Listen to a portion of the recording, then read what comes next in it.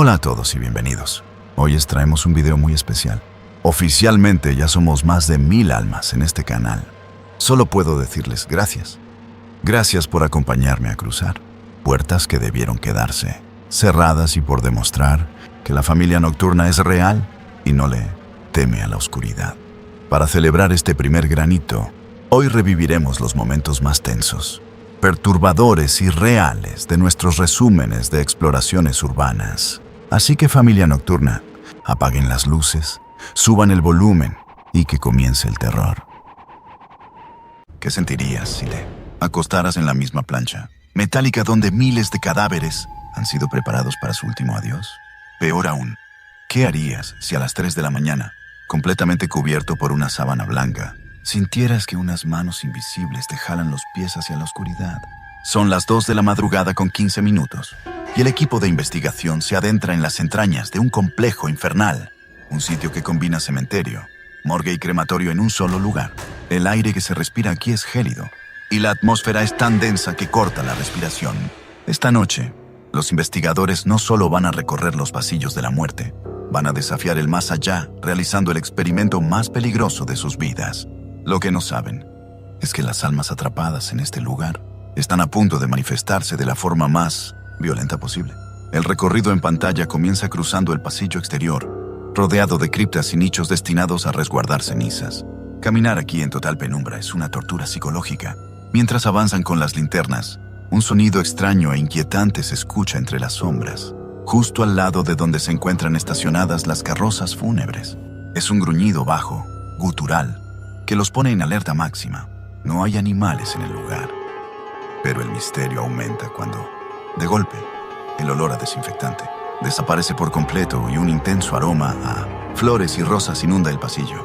La señal inconfundible de que los espíritus ya están caminando junto a ellos. La cámara nos lleva ahora al área de los crematorios. Al cruzar la puerta, a pesar de la hora, se siente una fuerte y sofocante oleada de calor. En este lugar hay 3 enormes hornos y, según les informaron, a mediodía se realizó una cremación.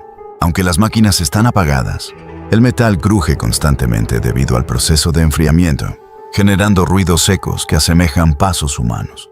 Para no alterar el entorno, el equipo decide montar un experimento de aislamiento. Colocan una cámara fija apuntando a las estructuras y un micrófono profesional con la ganancia al máximo para registrar psicofonías en total soledad.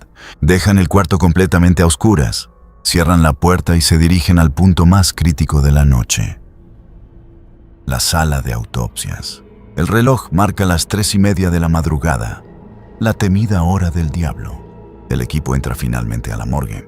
Vemos un cuarto rodeado de estantes con maquillajes, barnices y perfumes utilizados para la preparación estética de los difuntos.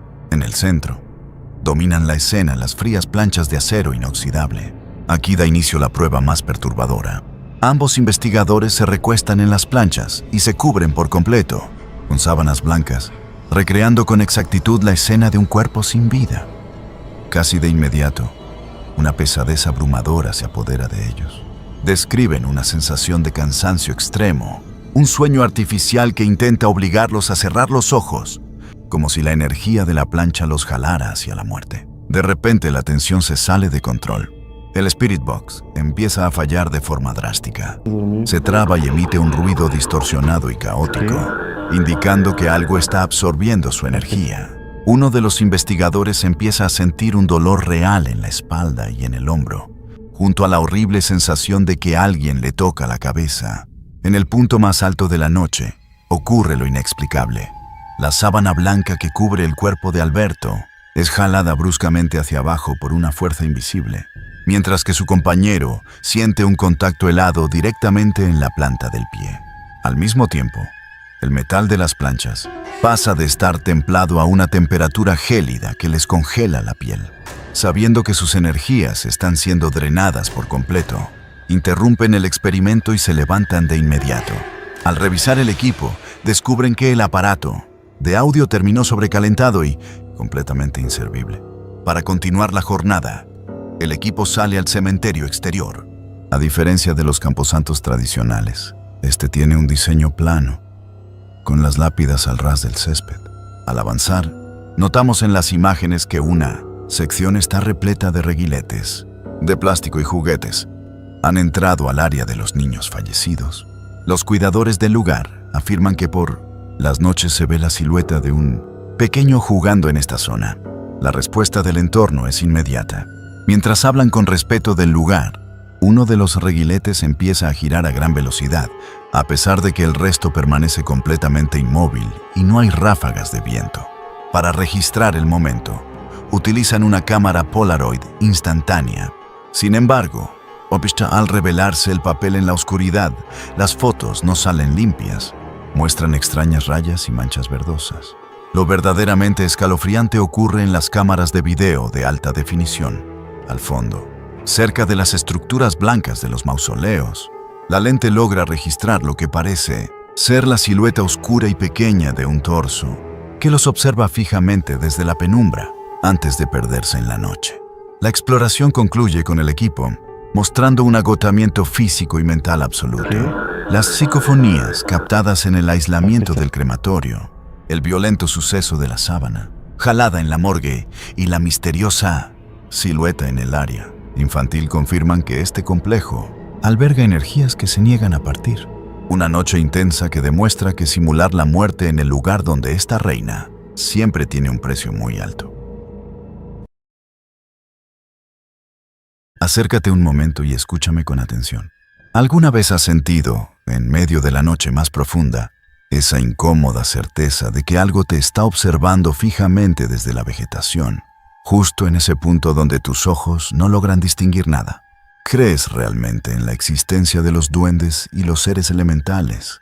¿O eres de los que piensan que todo es un simple truco de la mente cuando el miedo psicológico nos domina? Hoy quiero que me acompañes en un viaje sumamente denso.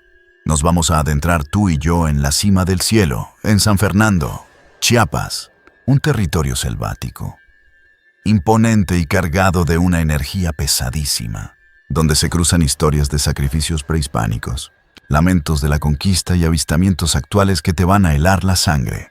Pero antes de que empecemos a desglosar minuto a minuto lo que pasó en esta hora de metraje, quiero pedirte un favor de amigo. Si te apasiona el misterio tanto como a mí, únete formalmente a nuestra familia de Pacto Nocturno.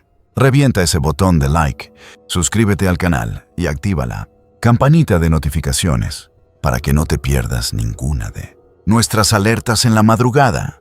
Déjame también en los comentarios tus primeras teorías. Ahora sí, apaga la luz, sube el volumen y deja que la oscuridad nos envuelva. La noche se despliega sobre la densa selva de Chiapas con una pesadez sofocante. No estamos ante una oscuridad ordinaria. La vegetación devora la poca luz ambiental y los ruidos de los insectos nocturnos crean un muro de sonido, constante pero inquietante. Al inicio de este trayecto, la atmósfera psicológica se tiñe de una curiosidad mezclada con una alerta instintiva. Alberto del Arco y su compañero, Tony, caminan sabiendo que se enfrentan a un terreno desconocido donde se reportan tres entidades particulares. El espectro de un hombre con el rostro quemado llamado Gustavo, una mujer de blanco que se peina en las tardes llamada Anna Day, y seres elementales de baja estatura que habitan las raíces y las ramas de los árboles. El primer contacto humano en esta exploración ocurre con José, el encargado de resguardar el complejo ecoturístico. Durante la charla inicial, las palabras de José actúan como un disparador psicológico de tensión. Explica minuciosamente que la zona posee guardianes espirituales. Revela que un brujo local, Don Romeo, les detalló la historia de Gustavo, un alma en pena con las facciones calcinadas que busca desesperadamente un medio para marcharse y dejar de atormentar el perímetro. Pero el testimonio que más intriga al equipo es el del Árbol de Vida, una imponente higuera donde el columpio de madera se mueve violentamente, sin rastro de viento, y donde el propio José divisó a un duende, un ser pequeño, pelón, con orejas picudas y que andaba completamente desnudo, cuya sola presencia le causó un escalofrío tan devastador que lo obligó a dar la vuelta y huir. Con estas historias grabadas en la mente, el equipo se despide de José, quien decide retirarse a su propia cabaña lejana para encerrarse dejando a los investigadores en la más profunda y absoluta soledad. Alberto y Tony comienzan a adentrarse a pie por los senderos marcados. El terreno es sumamente rocoso y las formaciones de piedra caliza se levantan a los costados como tótems antiguos. La psicología de los protagonistas empieza a cambiar. El nerviosismo se hace palpable en el tono de voz y en la forma en que sostienen las linternas de alta potencia. El haz de luz se expande sobre las paredes de piedra, revelando agujeros perfectos tallados por la erosión o, quizás, por manos humanas en épocas prehispánicas. De repente, un olor sumamente extraño inunda el ambiente. Alberto se detiene minuciosamente a olfatear, describiéndolo como un aroma mineral, similar al cuarzo o a los metales antiguos, mientras que a lo lejos, el cielo nocturno se ilumina de forma intermitente por relámpagos, mudos de una tormenta lejana. Avanzar 1 metro implica un esfuerzo de concentración extrema. La luz se refleja en una roca en particular, que presenta tus cavidades, idénticas a un par de ojos humanos. La pareidolia juega con la mente de los investigadores, creando una atmósfera de paranoia donde la selva parece cobrar vida propia. En ese instante, Alberto nota un cambio drástico de temperatura. Una ráfaga helada los golpea directamente en el rostro. A pesar del calor húmedo característico de la región, el frío es el preámbulo perfecto para encender el primer aparato de la noche, el Spirit Box digital. Alberto sostiene el Spirit Box con firmeza, configurando el barrido de frecuencias de radio. El ruido blanco inunda el sendero forestal, interrumpiendo el canto de los grillos. Los dedos del investigador se mueven minuciosamente sobre los botones del dispositivo para estabilizar la ganancia. Al principio, solo hay estática, pero la atmósfera psicológica se comprime cuando una palabra clara rasga el espectro sonoro. Luz, el equipo se paraliza. Alberto pregunta quién está ahí, y de inmediato, el aparato emite una frecuencia sumamente aguda. No es una palabra distorsionada, es un lamento, un sollozo desgarrador de una voz que aparenta ser femenina. Tony enfoca la cámara hacia la espesura de los bambúes y las telarañas que cuelgan de las ramas bajas, intentando capturar cualquier anomalía visual. El llanto registrado a través de las ondas de radio es tan explícito que Alberto se ve obligado a apagar temporalmente el dispositivo por el impacto emocional que le genera. El miedo a lo desconocido los domina por unos segundos. Continúan caminando en silencio, tratando de asimilar el llanto, mientras un olor nuevo, denso y similar al tepalcate o a la mezcla antigua de construcción que usaban los nativos, satura el aire, sugiriendo que están pisando suelo donde alguna vez se erigieron estructuras sagradas o zonas de castigo colonial. El sendero desemboca en una estructura de madera con un letrero de advertencia. Solo personal autorizado. No gritar, no saltar. Asegure sus objetos. Es la boca de la cima del cielo, un gigantesco cráter natural que se hunde en las profundidades de la tierra. Similar a un cenote colapsado y seco, la inmensidad del agujero es imponente. Las linternas no logran tocar el fondo del todo, creando la ilusión óptica de que hay un espejo de agua abajo, aunque la realidad es que el fondo está cubierto de vegetación muerta y rocas caídas. Con el fin de comprobar la profundidad y romper la densa tensión psicológica, Tony busca minuciosamente una piedra en el suelo y la arroja con fuerza hacia el vacío. El equipo aguarda con la respiración contenida durante segundos que parecen eternos, esperando el sonido del agua. En lugar de eso, se escucha un golpe seco, rotundo y sordo que resuena en las paredes del abismo. Alberto decide encender nuevamente el Spirit Box al borde del precipicio. Al preguntar si hay alguien acompañándolos, una voz masculina y rasposa responde de inmediato a través de radio con términos confusos que se asemejan a él o aquel. Justo después de la respuesta del aparato, un lamento gutural, un quejido horrible que no pertenece a ningún animal de la región, asciende directamente desde las profundidades del cráter, haciendo que las piernas de Alberto comiencen a temblar por la descarga de adrenalina. Huyendo de la presión del abismo, los investigadores avanzan de manera acelerada por el sendero donde los árboles altos forman un arco natural, dando la impresión psicológica de que la selva los va encajonando deliberadamente. La linterna de Alberto sufre una falla técnica súbita y se apaga por completo, sumiendo la escena en una penumbra parcial sostenida únicamente por la luz de soporte de Tony, lo que eleva el pulso de ambos al máximo. Tras realizar minuciosamente un cambio de baterías en la oscuridad, recuperan la iluminación y se topan cara a cara con el majestuoso árbol de vida. Es una higuera colosal, cuyas raíces descienden de manera retorcida y caprichosa por el suelo selvático. Del centro de una de sus ramas principales cuelga un columpio rústico de madera. Mientras graban el entorno, un objeto cae a gran velocidad desde la copa del árbol, impactando con fuerza en la tierra.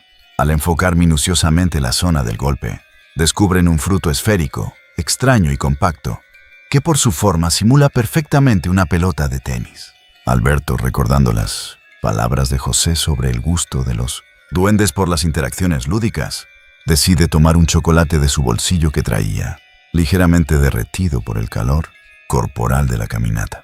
Con movimientos lentos y respetuosos, coloca el chocolate justo al lado de la pelota, fruta a la manera de ofrenda sobre una de las raíces gruesas, con una voz pausada pero cargada de nerviosismo. Les habla directamente a los elementales, explicándoles que es un regalo de afecto, que no buscan dañarlos y que desean ver una manifestación de su presencia. Los efectos psicológicos de la ofrenda no tardan en manifestarse.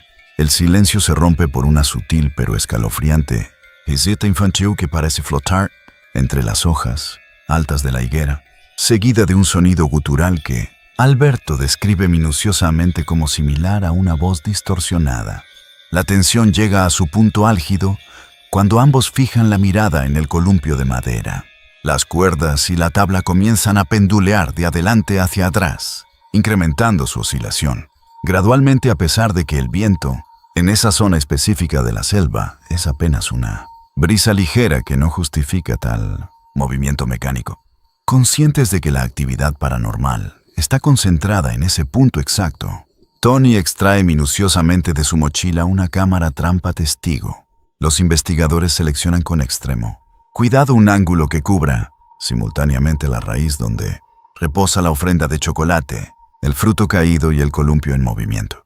Una vez fijada y encendida la cámara trampa con su iluminación infrarroja activada, deciden retirarse del área para dejar el espacio en absoluta soledad, esperando que el aislamiento permita a los duendes manifestarse plenamente frente al lente electrónico. El camino de regreso hacia el área habitada del complejo es un ejercicio de resistencia psicológica. El cansancio físico empieza a mellar el ánimo de los protagonistas. Tras más de 45 minutos de metraje y caminata intensa bajo la humedad de la selva de Chiapas, mientras avanzan, ruidos imprevistos rompen la calma. Un súbito balido de cabras y chivos encerrados en un corral cercano hace que Alberto dé un salto del susto, liberando la tensión acumulada. Los animales de la zona están inusualmente despiertos e inquietos en la madrugada. Las linternas barren los corrales, mostrando gallinas moviéndose en sus nidos, gansos que emiten graznidos de alerta y, finalmente, la figura imponente de una mula que los observa fijamente con ojos brillantes debido al reflejo de la luz artificial. Los investigadores sienten que la energía del lugar sigue sumamente cargada, apoyando la teoría popular de que la cercanía de cuerpos de agua y presas actúa como un imán y un conductor natural para las entidades que habitan los alrededores. Finalmente exhaustos, Alberto y Tony llegan a la cabaña rústica de madera que les fue asignada para pasar el resto de la noche. La estructura posee un tapanco elevado donde se ubican las camas y un gran ventanal que da hacia la espesura oscura de la selva. Sin embargo, al ingresar, la atmósfera no se torna pacífica. El cambio psicológico pasa del terror del bosque al encierro claustrofóbico. Tony empieza a sentir una incomodidad física terrible. Un insecto selvático de tamaño considerable se ha metido por debajo de su ropa y camina rápidamente por su espalda y su cuello. La desesperación se apodera de él mientras Alberto filma meticulosamente la escena.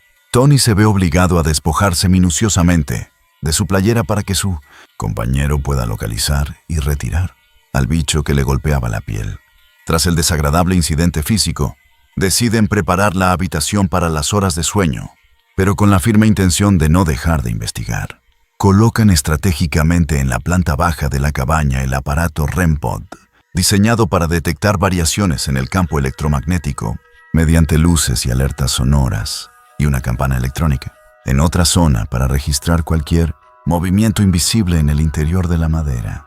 Ambos investigadores se recuestan en las camas del tapanco, manteniendo una cámara encendida sobre un tripié para registrar sus propias reacciones y el ambiente del cuarto. El cansancio físico es abrumador, pero la adrenalina mantiene sus mentes hiperalerta. La madera de la cabaña empieza a crujir de forma constante, debido al enfriamiento nocturno, pero la psicología del miedo les hace discernir entre un crujido estructural y algo más premeditado. Alberto enciende por última vez el Spirit Box desde la cama. El aparato arroja palabras sueltas como solos y humo, generando un ambiente de desolación absoluta. De pronto, el REM-Pod colocado en el piso inferior comienza a activarse de forma intermitente, emitiendo sus pitidos característicos, que indican que algo o alguien está cortando el campo de la antena. A través de la estática de radio, se percibe de fondo una sutil voz femenina que susurra palabras ininteligibles. Alberto pregunta con voz cansada si es Gustavo o Anadei quien está merodeando en la planta baja. Las pulsaciones de los investigadores se elevan cuando los crujidos cambian de eje. Se escucha de manera nítida e inequívoca el peso de pasos, humanos presionando minuciosamente los escalones de la escalera, de madera que sube directamente hacia el tapanco donde ellos duermen. Tony se asoma con la linterna hacia el vacío de la escalera, pero la luz solo revela escalones completamente vacíos. La tensión psicológica alcanza su punto de no retorno en los últimos minutos de la filmación. Un fuerte portazo resuena en la cabaña, proveniente del área del baño o de la entrada principal.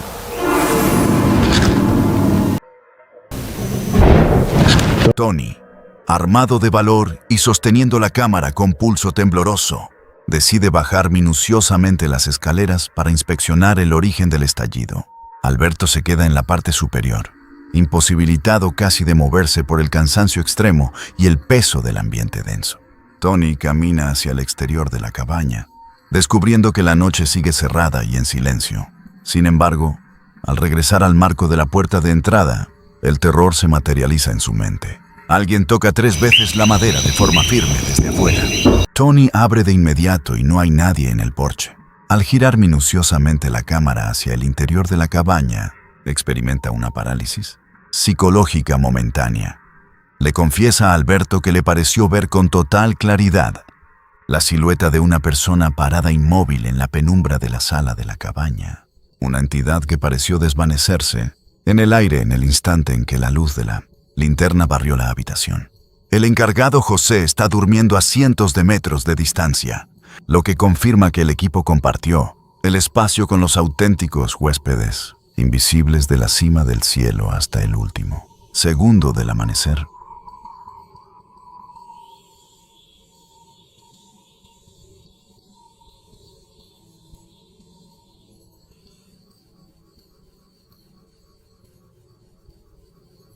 Dime la verdad, después de ver todo esto, ¿cómo te quedas? A mí me sigue pareciendo impresionante cómo se dieron las cosas en esa cabaña. Las manifestaciones del columpio moviéndose solo, el llanto desgarrador en las frecuencias de radio y esa silueta final que Tony vio disolverse en la penumbra me dejan claro que compartimos la noche con los auténticos huéspedes invisibles de ese lugar. ¿Tú qué piensas? ¿Crees que la ofrenda de chocolate logró calmar a los duendes? ¿O crees que la presencia de los aparatos terminó por alterar la energía de la selva? Cuéntamelo todo aquí abajo. Quiero leer minuciosamente lo que opinas en la caja de comentarios y que armemos un buen debate tú y yo. Si esta experiencia te caló hondo, apóyame como siempre. Dale un buen like al video. Suscríbete para que sigamos creciendo juntos en esta familia de Pacto Nocturno y no olvides activar la campanita para que la oscuridad te avise cada vez que tengamos un nuevo encuentro programado. Te agradezco muchísimo haberme acompañado hasta el final de esta madrugada. Cuídate mucho y nos vemos en la próxima investigación. Corre, sal de ahí de inmediato. Lo que vas a escuchar a continuación no forma parte de ninguna producción de Hollywood o de efectos de sonido planeados.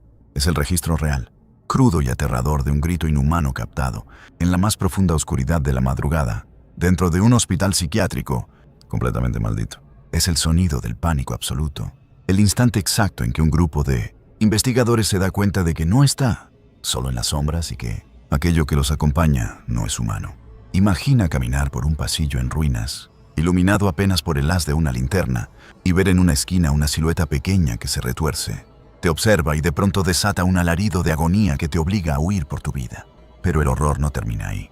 Imagina mirar hacia los techos rotos y encontrarte con la imponente presencia de una figura gigantesca vestida de monja, para que solo un segundo después el aire sea cortado por un objeto contundente que cae con violencia para atacarte.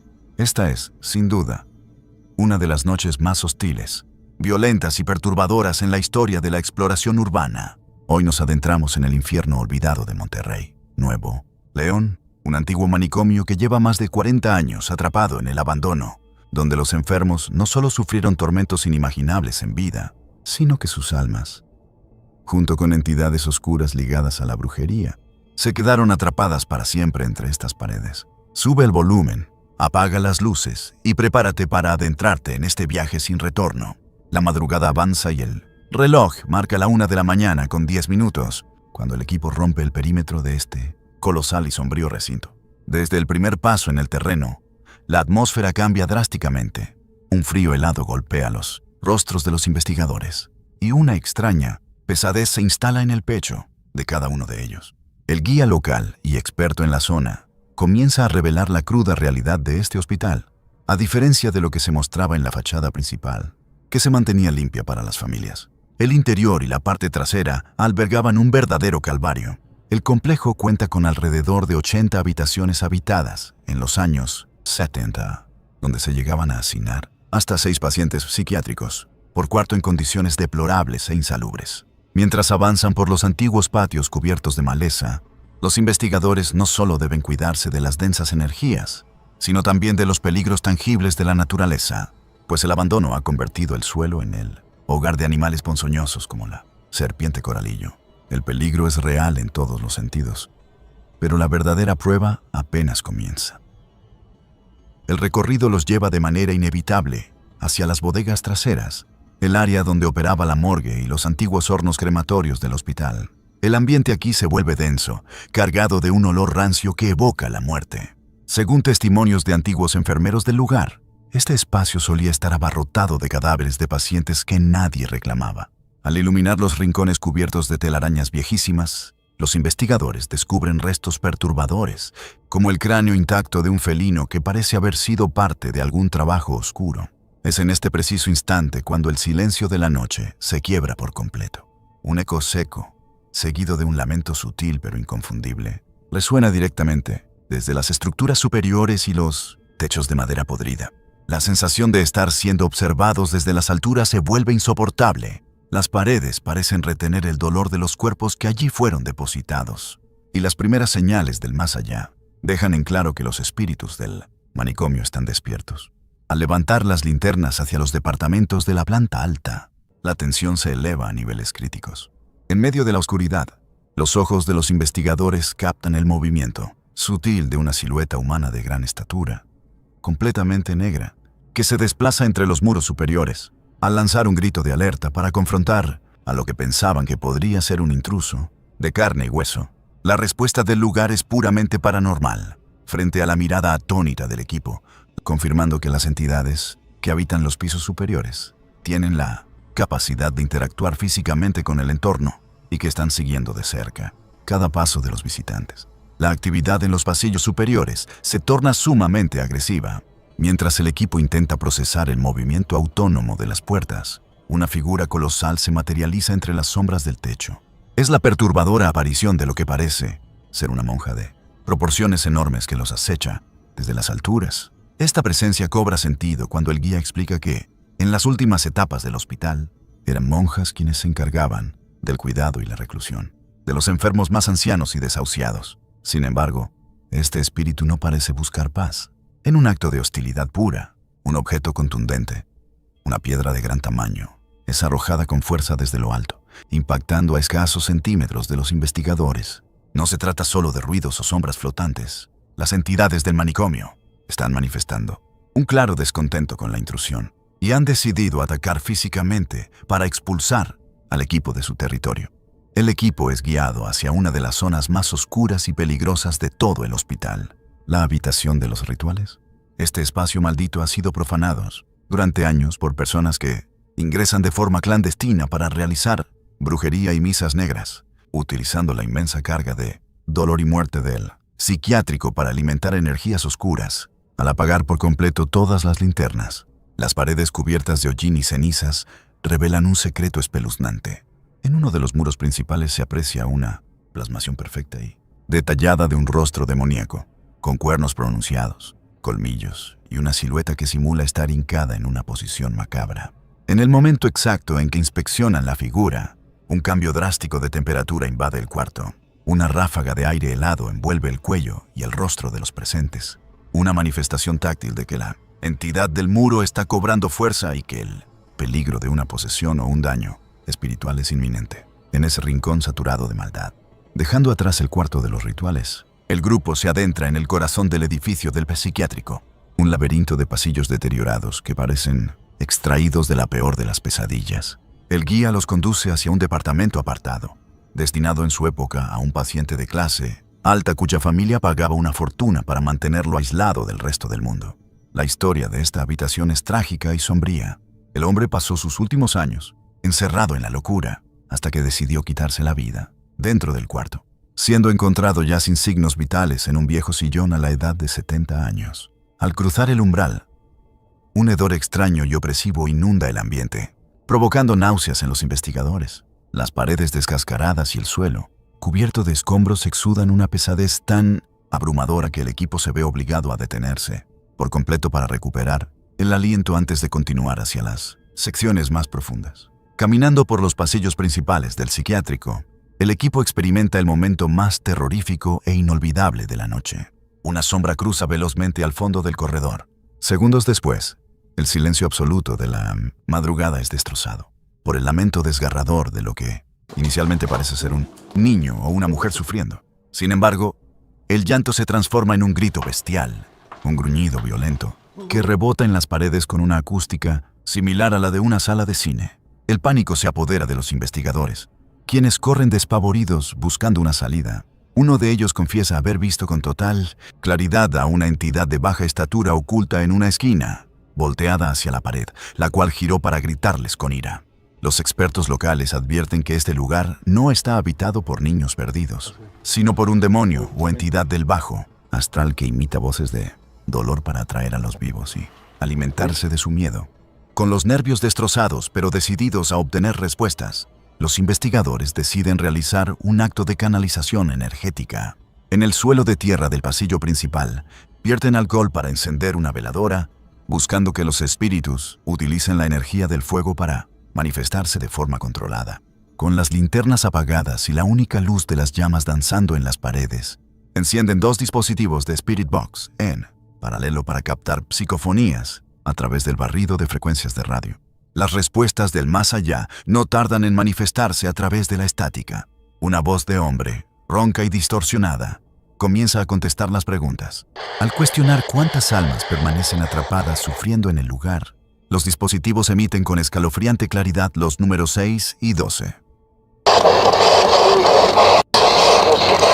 Acto seguido, la violencia paranormal vuelve a desatarse cuando una fuerza invisible tira con firmeza de la lámpara de uno de los investigadores, demostrando que los espíritus del número 12 están presentes y demandando atención. La energía en el manicomio se vuelve densa, pegajosa y extremadamente agotadora. Los investigadores comienzan a sudar de manera fría y a sentir un cansancio físico inusual, señales claras de que sus propias energías vitales están siendo absorbidas por el entorno. Utilizando los últimos momentos de la ofrenda, el equipo lanza un mensaje de respeto hacia las almas atrapadas, invitando a los espíritus sufrientes a dejar el dolor del hospital y avanzar hacia la luz eterna. El fuego sobre la tierra se extingue dejando marcas extrañas en el suelo, como si la misma tierra hubiera consumido la esencia de lo oculto.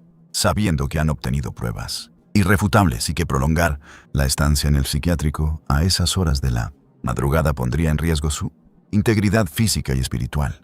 El equipo decide dar la vuelta y abandonar el lugar. El manicomio abandonado de Monterrey queda una vez más sumergido en el silencio y la oscuridad, custodiando las almas de quienes perdieron la razón y la vida tras sus muros, y recordando que hay puertas que jamás deberían ser abiertas. Ver las imágenes de este manicomio y escuchar ese grito me dejó la piel fría. Es impresionante cómo el dolor y la locura de un lugar pueden quedarse flotando en el aire por más de 40 años, al punto de hacer huir a investigadores experimentados. A mí me dejó en shock. Pero ahora quiero saber tu opinión. Déjame abajo en los comentarios. ¿Qué crees que era esa silueta de la esquina? ¿El fantasma real de un paciente o algo muchísimo más demoníaco? Y sé honesto. Si escuchas ese alarido a centímetros de ti en la madrugada, ¿qué habrías hecho tú? ¿Te quedas o sales huyendo? Los voy a estar leyendo. Si este resumen te erizó la piel, revienta con fuerza ese botón de like y comparte el video con tu amigo el más valiente. Y si quieres formar parte de esta comunidad nocturna, suscríbete al canal y pícale a la campanita de notificaciones para que YouTube te avise cada vez que suba un nuevo video. Muchas gracias por acompañarme hoy. Y recuerden mirar bien a su alrededor antes de dormir, porque a veces las sombras también nos observan a nosotros. Lo que estás viendo en pantalla no es una película de terror. Es una silueta real captada en la penumbra de un edificio colonial abandonado a la oscuridad de la noche. Imagínate atrapado a las 3 de la mañana, rodeado por muros del siglo XVII, escuchando cómo las pesadas puertas de madera se forcejean solas mientras una presencia con hábito y velo negro se manifiesta ante la cámara. Apaga las luces y sube el volumen, porque hoy nos adentramos en las profundidades del antiguo convento. Nuestra historia da inicio en la madrugada, la hora en que el velo entre el mundo de los vivos y el de los muertos se vuelve más delgado. El equipo de investigación paranormal logra acceso exclusivo a las instalaciones de un majestuoso pero imponente antiguo convento, una estructura colosal cuya construcción data del año 1698. Durante el día, este complejo funciona como un tranquilo museo colonial. Sin embargo, cuando el sol se oculta, las rejas se cierran y el silencio se apodera del lugar. Las vibraciones cambian de forma drástica, y es que los muros de este recinto albergan un pasado sumamente denso. A lo largo de los siglos, este sitio no solo funcionó como el hogar de monjas de clausura que vivían en el más estricto aislamiento. La historia revela que el complejo también fue utilizado como cuartel militar durante épocas de guerra, como una humilde vecindad y, lo más perturbador de todo, pasó una larga temporada funcionando como un manicomio. Imagina el sufrimiento y la desesperación que quedaron impregnados en cada milímetro de estas paredes. Las leyendas locales susurran historias macabras sobre antiguas religiosas que habitaban el lugar. Al comenzar el recorrido por los patios centrales, el equipo avanza con cautela. Están rodeados por fuentes de piedra y enormes arcos iluminados, apenas por la luna. De inmediato, notan los primeros indicios de que esta noche será inolvidable. Sombras extrañas parecen proyectarse en las esquinas de los pasillos principales, camuflándose perfectamente con el movimiento y el eco del agua de la fuente. Una quietud incómoda se apodera del ambiente. La verdadera investigación está por comenzar. El equipo decide abandonar el patio exterior y adentrarse en los enormes y laberínticos galerones interiores, mientras caminan lentamente entre las antiguas habitaciones de las zonas de exhibición. Un sonido imperceptible a la distancia los hace congelarse en sus puestos. Se escuchan pasos sutiles sobre el suelo de piedra.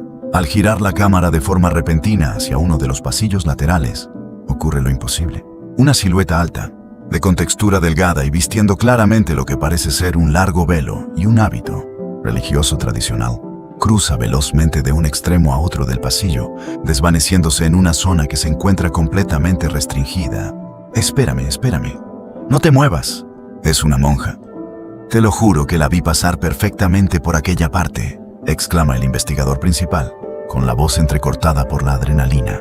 El desconcierto en el equipo es absoluto. En este enorme edificio cerrado, no hay corrientes de aire externas. No hay ninguna otra persona viva dentro de las instalaciones. Al acercarse al punto exacto donde la entidad cruzó, la atmósfera se vuelve gélida de golpe. ¿Fue acaso un reflejo óptico? ¿O estamos viendo el espectro real de una antigua novicia atrapada para siempre en su eterna rutina? La cámara fija su atención en el umbral oscuro, buscando una explicación lógica que simplemente no existe. Decididos a obtener evidencias irrefutables, los investigadores se dirigen directamente hacia el epicentro de la actividad paranormal del complejo, la antigua capilla principal. Al cruzar el umbral, se topan con un escenario que causa una profunda incomodidad. De un lado del salón, se observa un altar religioso tradicional, pero justo del lado opuesto, se encuentra una perturbadora exposición artística que retrata figuras detalladas de entidades oscuras, gárgolas y representaciones del Averno. El contraste visual dentro de una misma habitación es verdaderamente escalofriante. Para intentar establecer una comunicación, el equipo decide colocar en el centro del suelo una caja musical equipada con sensores de movimiento y medidores de campos electromagnéticos. Si cualquier presencia, por más sutil o invisible que sea, interrumpe el perímetro, el mecanismo se liberará y la música comenzará a sonar. No pasan ni 10 segundos desde que el dispositivo es colocado cuando el mecanismo se activa de golpe. En medio del silencio sepulcral de la capilla, la tétrica melodía empieza a reproducirse con una rapidez inusual y alarmante, mucho más acelerada que en cualquier otra ocasión. El dispositivo está completamente solo en el suelo de piedra, lejos de cualquier vibración humana o corriente de aire. Buscando llevar la experimentación al límite, el investigador decide apagar por completo las pantallas y los iluminadores infrarrojos. La habitación queda sumergida en una oscuridad total y absoluta. Ahora, el equipo se guía únicamente por el pequeño y parpadeante destello de luz LED que emite la caja musical al ritmo de su música fantasmal. La tensión en el aire se puede cortar con un cuchillo, mientras la caja musical continúa tocando su melodía de forma descontrolada en la penumbra.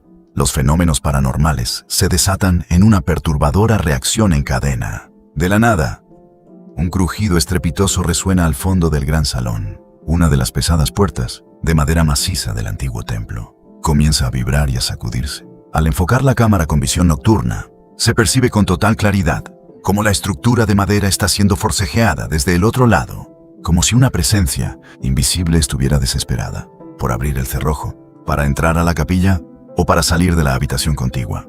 Es necesario enfatizar que en este punto no hay viento dentro del edificio. No corre ni una sola gota de aire que pueda mover una estructura tan pesada, lo que convierte la situación en algo sumamente aterrador. Para añadir más dramatismo a la noche, fuera del antiguo convento una fuerte tormenta eléctrica comienza a manifestarse. Los relámpagos iluminan de forma intermitente los altos ventanales coloniales, proyectando sombras alargadas sobre los muros. Es justamente en ese instante de máxima tensión, cuando los micrófonos de alta sensibilidad captan algo desgarrador.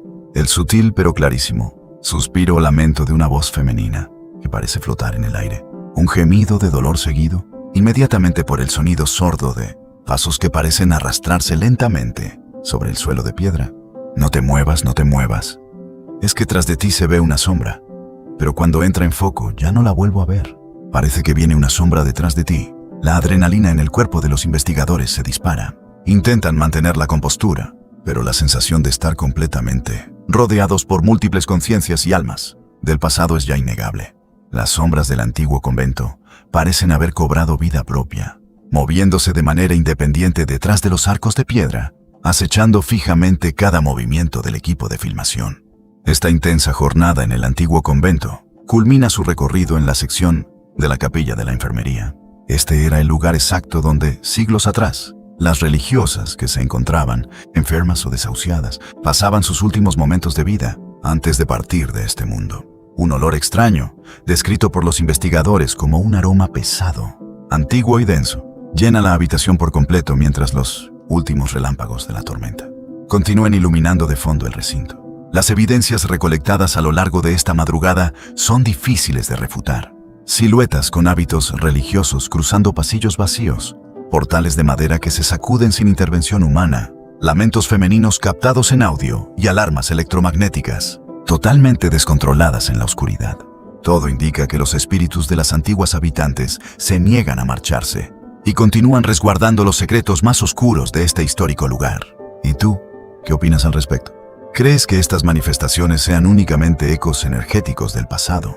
¿O estás convencido de que realmente existen entidades conscientes atrapadas en este mundo? Déjame tu opinión aquí abajo en la caja de comentarios. Si te apasionan estos misterios tanto como a mí, te invito a que te suscribas al canal y actives la campanita para que formes parte de esta gran comunidad. que crece día con día en busca de lo desconocido. No olvides dejar tu me gusta para apoyar este contenido y compartirlo con tus amigos amantes del terror. Nos vemos en nuestro próximo viaje. ¡Hasta la próxima!